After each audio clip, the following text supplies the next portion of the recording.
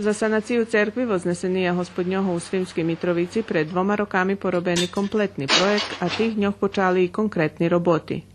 Toto, co še ustanovilo, že zapravo nam nie te čerepi, kateri premaka, ali že nam zapravo hredi prepadaju. I tu smo rušili praktično od, naj tak poveme, radikalnej jednej roboti, koja še sostoji z tih 2 časov. Znači, to su nošaci hreda, koji nam boli bardzo ugroženi, moglo šitsko spadnost i krova kasnije da pokrijeme s novim čerepom, bo čerep to će prepada i še već se i opada i čuri do cerkvi.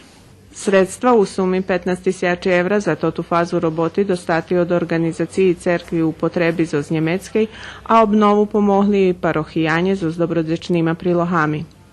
Jak sme toto počali robiť, videli sme, že je taký nepredvidzený trošky, takže sme porušali akciu našich parochijanoch.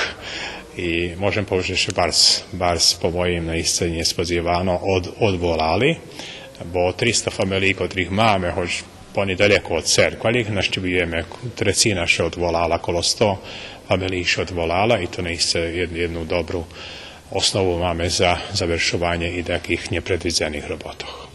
Planuje się, że šitski roboti budu zakończeni sljedujućeg roku, keď cerkva slavi 110 ročnicu isnovanja.